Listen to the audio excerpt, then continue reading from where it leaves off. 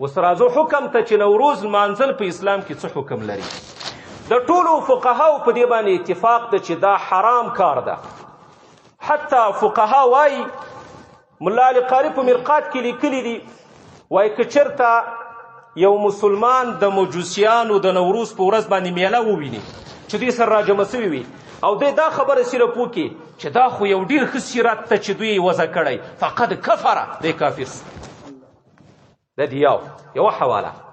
ابو حفص کبیر دی، موږ ویني تاسې د احنافو مشهور فقیه، لوی فقیه تېر سوی، هغه وایي که یو کس 50 کاله عبادت وکړي، 50 کاله، خو بیا د نوروز په ورځ باندې د دې ورځې د تعظیم په خاطر یو مشرک ته یوه هګۍ ورکړي، فقد کفر وحبط عملو، کافر سو او عمل ټول لاړ، در په دره سو.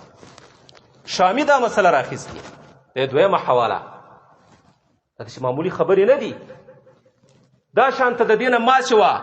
ابن قدامه حنبلي وایي په مغني کې، وایي په دې ورځ باندې روزه نیولم مکروه ده، جایز نه ده.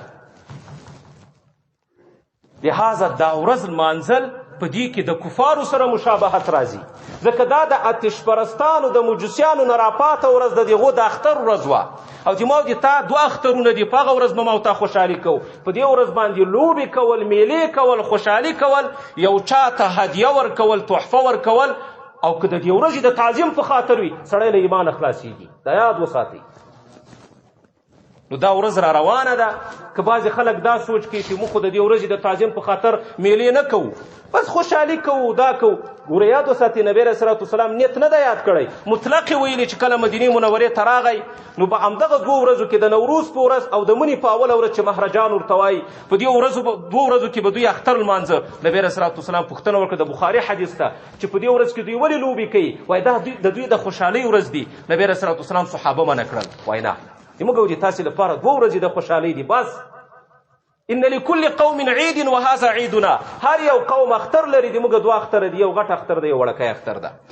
نبی رسول الله سلام د پر نیت باندې فیصله نه ده کړې چې د تا به څه نیت وي. به هر حال که هر نیت وي، په دې ورځ باندې میله کول، په دې ورځ باندې لوبې کول، په دې ورځ باندې دا ورځ لمانځل، بیرغ اوچتول، قسمه قسم، دا ډېر خطرناک کارونه دي. د دې نه باید محتاط ځان وساتو. دا د ایمان مسله ده، دا د عقیدې مسله ده. هر مسلمان په دې باندې مکلف ده. او که ته دا ورځ لمانځي، خو څنګه یې لمانځي؟ یا خو به یې په عبادت لمانځي، نو د عبادت لپاره خو بهترینې ورځې نورې شته، د عرفات ورځ، د عاشورا ورځ، په هغه ورځ باندې عبادت وکړه. او یا به یې په نورو شیانو باندې، په موسیقي او په ګډا او په چکر او په لوبو په دې لمانځي، هغه خو ټول ناجایز دي، نو لاره یې نسته. لہذا دغه ورځ باندې میلې کول، هغه که په هر نیت باندې وي، او کافر ته، مشرک ته، مجوسي ته یو شی په تحفه کې ورکول، دا خو سړی بیا د اسلام نه هم وباسي. دا هغه د نوروز حقیقت سو. د نوروز په باره کې دا د موږ د تاسې د احنافو د فقه اتفاقي فیصله ده چې په دغه ورځ باندې خوشحالي کول، لوبې کول، میلې کول، دا بالکل حرام کار ده. د دې نه هر مسلمان باید اجتناب. په اسلام کې نوروز لمانځل څه حکم لري؟ ډېرې کمې ورځې ورته پاتې دي، 4-5 ورځې به وي. نوروز څه معنا؟ د نوروز حقیقت څه و؟ تاریخ یې څنګه ده؟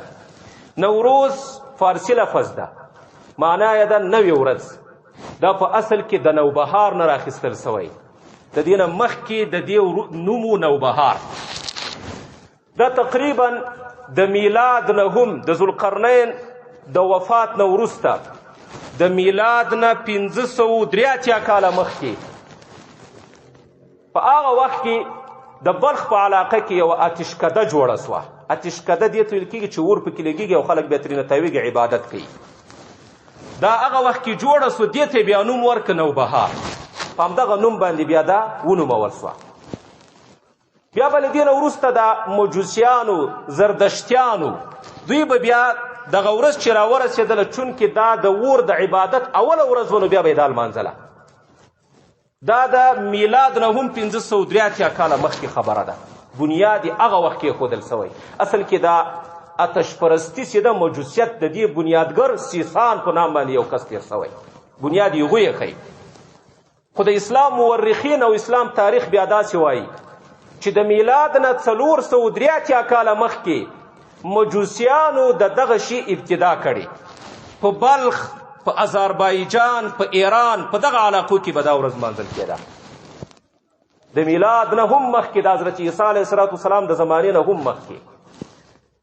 خو بیا کله چې په 22 کال هجري کې د حضرت عثمان په دور خلافت کې د حضرت احنف ابن قیس تمیمی په لاس باندې بلخ فتح سو، نو هغه وخت کې په دې کې یو بتخانه جوړه وه، نو بیا هغه وخت کې بودایان ول هغه مسلمانان سول د په لاس باندې بیرته دا بتخانه ونړېده، ختمه شوه.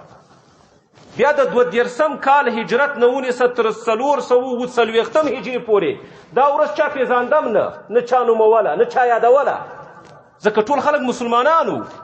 خو بیا په 440 کال کې د اهل تشیع یو کس راغی، واق یې غوته په لاس ورغی، معز الدوله دیلمي نومېده، او هغوی یو څه شیان را پیدا کړه. یو د عاشورا په ورځ باندې دا ورځ لمانځل، دا هم هغو بنیاد هغو کېښود.